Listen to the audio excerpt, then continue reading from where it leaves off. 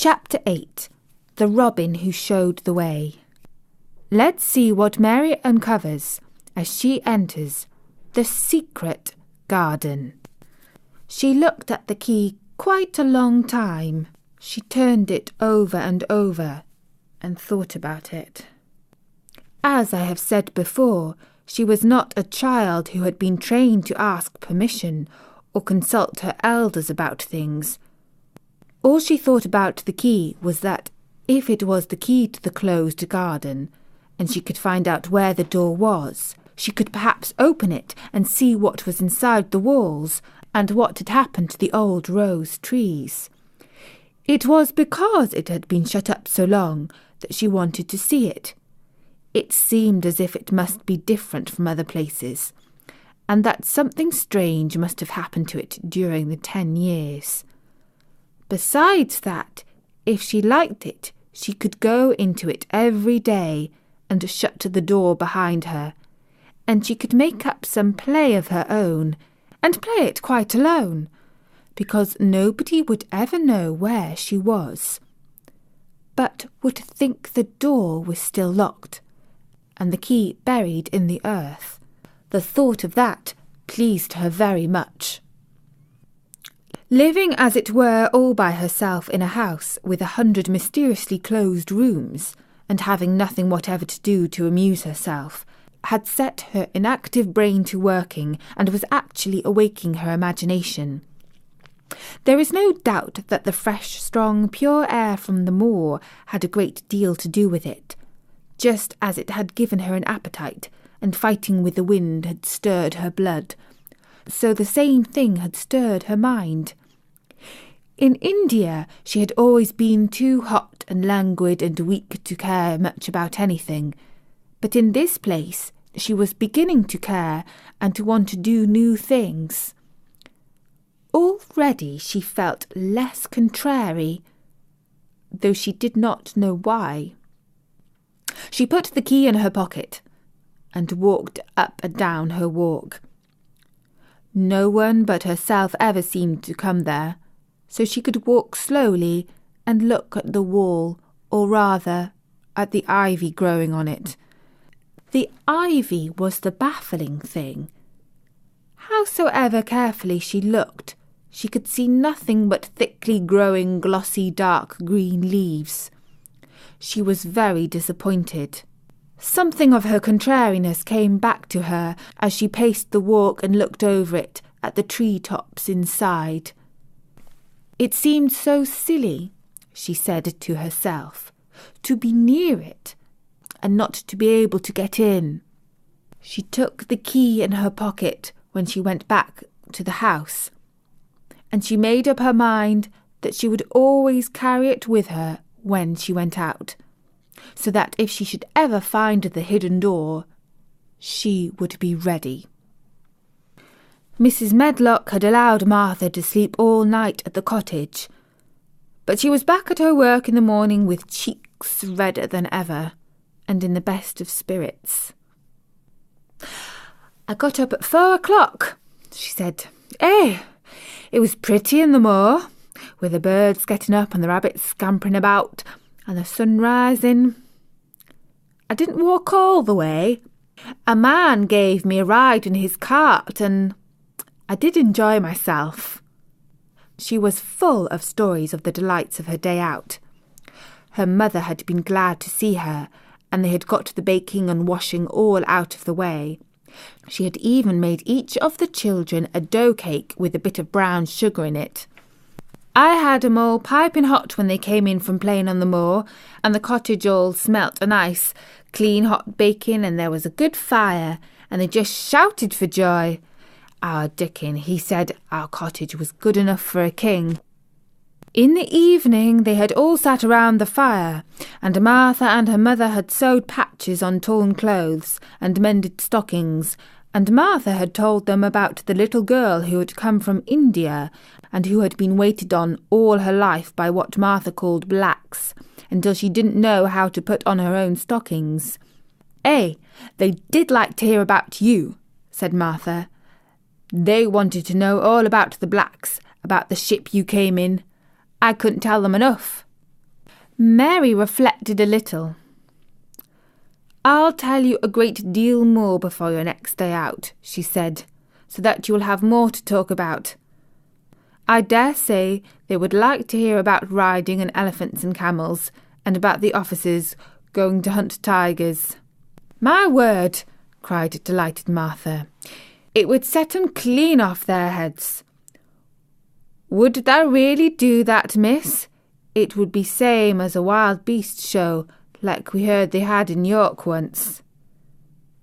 "India is quite different from Yorkshire," Mary said slowly, as she thought the matter over.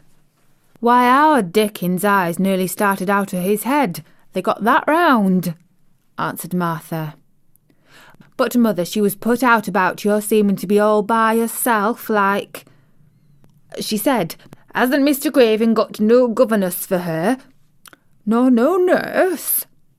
And I said, 'No, he hasn't, though Miss Medlock says he will when he thinks of it, but she says he mayn't think of it for 2 or 3 years.' 'I don't want a governess,' said Mary sharply. 'But mother says you ought to be learning your books by this time, and you ought to have a woman to look after you. And she says, now, Martha, you just think how you'd feel yourself in a big place like that, wandering about all alone and no mother. You do your best to cheer her up,' she says, and I said I would." Mary gave her a long, steady look. "You do cheer me up. I like to hear you talk." Presently Martha went out of the room and came back with something held in her hands upon her apron. "What does thou think?" she said, with a cheerful grin. "I've brought thee a present." "A present!" exclaimed Mistress Mary. "How could a cottage full of 14 hungry people give anyone a present?" "A man was driving across the moor peddling," Martha exclaimed. "He stopped his cart at our door. He had pots and pans and odd ends, but mother had no money to buy anything. Just as he was going away, our Elizabeth Ellen called out, 'Mother, he's got skipping ropes with red and blue handles.' And mother, she calls out quite sudden, 'Here, stop, mister, how much are they?' And he says, 'Twopence.' And mother, she began fumbling in her pocket, and she says to me, 'Martha, thou's brought me thy wages like a good lass, and I've got 4 places to put every penny, but I'm just going to take 2pence out of it to buy that child a skipping rope.' And she bought one, and here it is." She brought it out from under her apron and exhibited it quite proudly. It was a strong, slender rope, with a stripped red and blue handle at each end. But Mary Lennox had never seen a skipping rope before. She gazed at it with mystified expression. "What is it for?" she asked curiously. "For?" cried out Martha. "Does that mean they've not got skipping ropes in India, for all they've got elephants and tigers and camels? No wonder most of 'em's black. That is what it's for. Just watch me." And she ran into the middle of the room, and taking a handle in each hand began to skip and skip and skip, while Mary turned in her chair to stare at her, and the queer faces in the old portrait seemed to stare at her too, and wonder what on earth this common little cottager had the impudence to be doing under their very noses. But Martha did not even see them. The interest and curiosity in Mistress Mary's face delighted her, and she went on skipping, and counted as she skipped, until she had reached 100. "I could skip longer than that," she said when she had stopped. "I've skipped as much as 500 when I was 12, but I wasn't as fat then as I am now, and I was in practice." Mary got up from her chair, beginning to feel excited herself. "It looks nice," she said. "Your mother is a kind woman." Do you think I could ever skip like that?" "You could just try it," urged Martha, handing her the skipping rope. "You can't skip 100 at first, but if you practice, you'll mount up. That's what Mother said. She says nothing will do her more good than skipping rope. It's the sensiblest toy a child can have. Let her play out in the fresh air skipping, and it'll stretch her legs and arms and give her some strength in 'em." It was plain that there was not a great deal of strength in Mistress Mary's arms and legs when she first began to skip. She was not very clever at it, but she liked it so much that she did not want to stop. "Put on thy things and run and skip out of doors," said Martha. "Mother said I must tell you to keep out of doors as much as you could, even when it rains a bit, so as to wrap up warm." Mary put on her coat and hat and took her skipping rope over her arm. She opened the back door to go out, and then suddenly thought of something and turned back rather slowly. "Martha," she said, "they were your wages. It was your 2 pence, really. Thank you." She said it stiffly because she was not used to thanking people or noticing that they did things for her. "Thank you," she said, and held out her hand because she did not know what else to do. Martha gave her hand a clumsy little shake, as if she was not accustomed to this sort of thing either. Then she laughed. "Hey, thou'rt a queer old womanish thing," she said. "If that had been Elizabeth Allen, she'd have given me a kiss." Mary looked stiffer than ever. "Do you want me to kiss you?" Martha laughed again. "Nay, not me," she answered. "If thou was different, perhaps thou'd want to thyself, but thou isn't. Run off outside and play with thy rope." Mistress Mary felt a little awkward as she went out of the room. Yorkshire people seemed strange, and Martha was always rather a puzzle to her. At first she had disliked her very much, but now she did not. The skipping rope was a wonderful thing.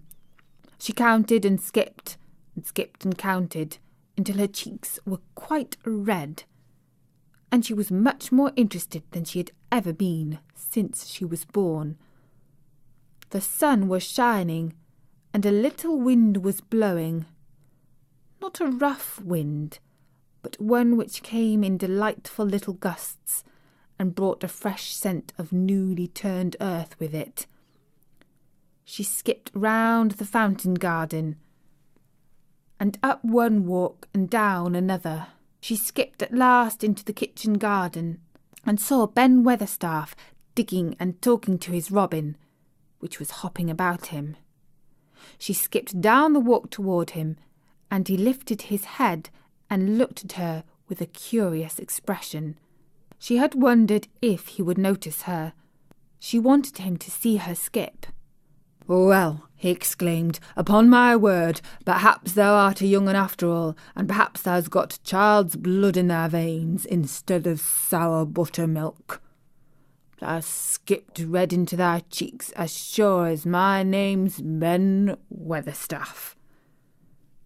I wouldn't have believed thou could do it." "I never skipped before," Mary said. "I'm just beginning. I can only go up to 20. "Thou keep on," said Ben. "Thy shape's well enough at it for a young un that's lived with heathen. Just see how he's watching thee," jerking his head toward the robin. "He followed after thee yesterday. He'll be at it again today. He'll bound to find out what the skipping rope is. He's never seen one. Eh?" Shaking his head at the bird. "Thy curiosity will be the death of thee sometimes, if thou doesn't look sharp." Mary skipped round all the gardens and round the orchard, resting every few minutes. At length she went to her own special walk, and made up her mind to try if she could skip the whole length of it. It was a good long skip, and she began slowly. But before she had gone halfway down the path, she was so hot and breathless that she was obliged to stop. She did not mind much, because she had already counted up to 30. She stopped with a little laugh of pleasure. And there, lo and behold, was the robin swaying on a long branch of ivy. He had followed her, and he had greeted her with a chirp. As Mary had skipped toward him, she felt something heavy in her pocket strike against her at each jump, and when she saw the robin, she laughed again. "You showed me where the key was yesterday," she said. "You ought to show me the door today. But I don't believe you know." The robin flew from his swinging spray of ivy on to the top of the wall, and he opened his beak and sang a loud, lovely trill, merely to show off. Nothing is quite as adorably lovely as a robin when he shows off, and they are nearly always doing it. Mary Lennox had heard a great deal about magic in her Ayah's stories, and she always said that what happened almost at that moment was magic. One of the nice little gusts of wind rushed down the walk, and it was a stronger one than the rest. It was strong enough to wave the branches of the trees, and it was more than strong enough to sway the trailing sprays of untrimmed ivy hanging from the wall. Mary had stepped close to the robin, and suddenly the gust of wind swung aside some loose ivy trails. And more suddenly still, she jumped toward it and caught it in her hand. This she did because she had seen something under it, a round knob which had been covered by the leaves hanging over it. It was the knob of a door. She put her hands under the leaves and began to pull and push them aside. Thick as the ivy hung, it nearly all was a loose and swinging curtain, though some had crept over wood and iron. Mary's heart began to thump, and her hands to shake a little in her delight and excitement. The robin kept singing and twittering away, and tilting his head on one side, as if he were as excited as she was. What was this under her hands, which was square and made of iron, and which her fingers found a hole in? It was the lock of the door, which had been closed 10 years. And she put her hand in her pocket, drew out the key, and found it fitted the keyhole. She put the key in and turned it. It took 2 hands to do it, but it did turn. And then she took a long breath and looked behind her up the long walk to see if anyone was coming. No one ever did come, it seemed, and she took another long breath, because she could not help it, and she held back the swinging curtain of ivy and pushed back the door, which opened slowly, slowly. Then she slipped through it and shut it behind her, and stood with her back against it, looking about her and breathing quite fast with excitement and wonder and delight. She was standing inside the secret garden. And so Mary has learned to skip and found her way inside the secret garden at long last. It is an interesting new place for Mary, but as it has been left for 10 years, it is overgrown,